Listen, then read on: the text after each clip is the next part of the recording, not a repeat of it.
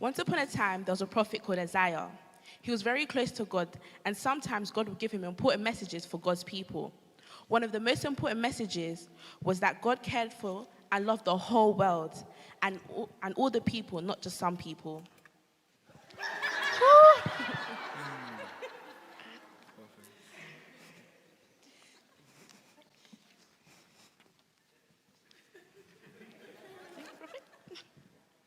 What's that? It's an orange. What's it for? It's round like the world God made, the world God loves. Oh, okay. Another thing that God asked Isaiah to say is that the world can feel like a really dark place, but that God will be sending a light for all the people who were walking in the darkness. What's that? It's a candle. Duh. Why? It's a symbol for the light that God was going to send. But it's not shining. It will be. Just wait and see. Oh, okay. So God's people waited patiently in the darkness for the light to arrive, and eventually the time came. How did they know it was the right time? Well, I suppose it could have been any time, but God chose a time where things were especially bad, and the world was especially difficult and dangerous for God's people. What was it like? Why was it so bad? The world wasn't a peaceful place. God's people weren't being treated well. They were ruled over by another nation, the Romans, who didn't think very much of them, and even their own kings were treating the people badly. Why would God want to send this place why would God want to send this pressure like somewhere so horrible? Because that's what light's for. When it's bright and sunny, you don't need to light a candle. You light a candle when it's dark, so it gets less dark. So can we light that candle? It's dark in here. In a minute, wait and see. Oh, okay. So when the time came, God prepared to send his light into the world, to prepare things properly. God needed to send some more messages. This time he used angels. First, God sent a message to a woman called Mary. Oh.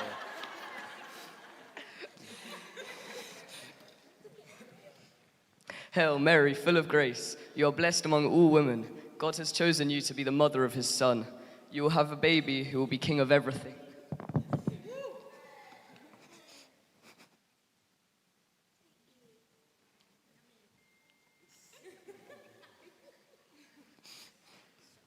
So what are the sweets for? They're a symbol of all God's blessings, all the good things that God gives us. God blesses Mary with the gift of a baby, and it's not just any baby. Her baby is the Son of God. So the sweets are for Mary, not for me? The sweets are for everyone. Jesus was a gift to the world, not just to Mary. But actually, God blesses us all the time with all sorts of good gifts. It's just that Jesus is the very best gift to all. Oh, okay. God didn't want Mary to have to look after her son by all herself, so God sent another message with another angel, and this time to Mary's fiancé, Joseph.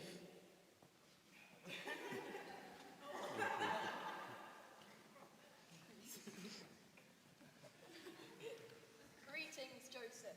Mary is going to have a baby who is the Son of God. You will call him Jesus because he will save his people from their sin.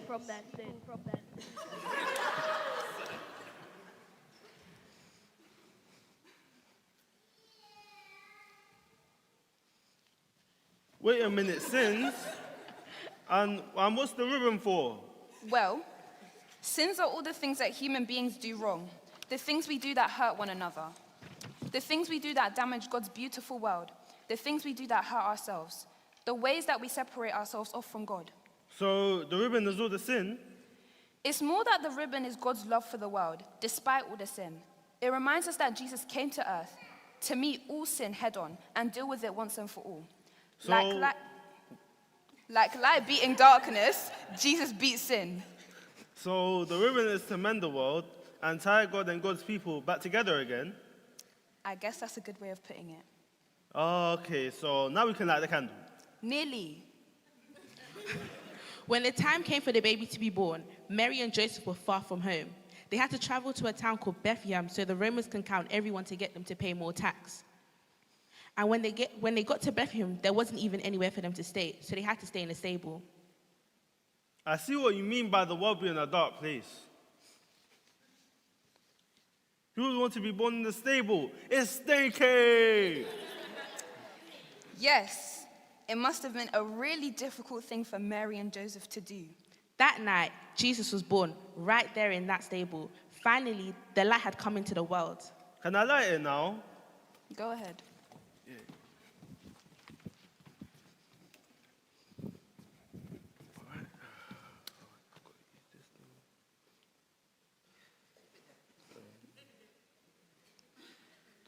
I think it's there.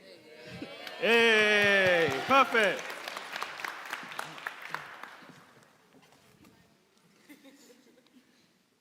So, from then on, everything was light and good.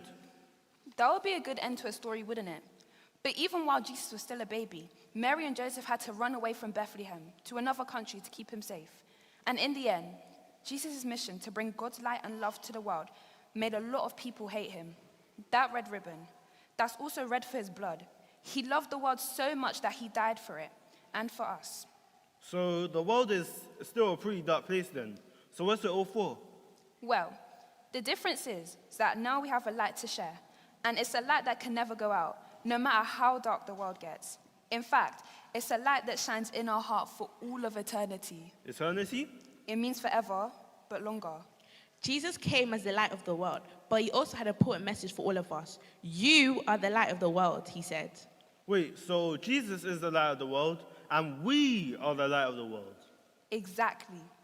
God sent his son into the world to be the world's light, but Jesus shares that light with us.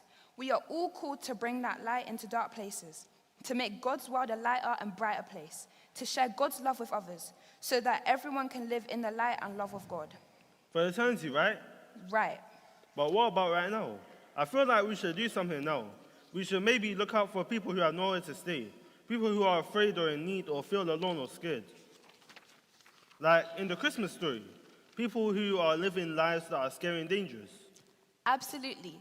That's how we carry on shining with the light of Jesus.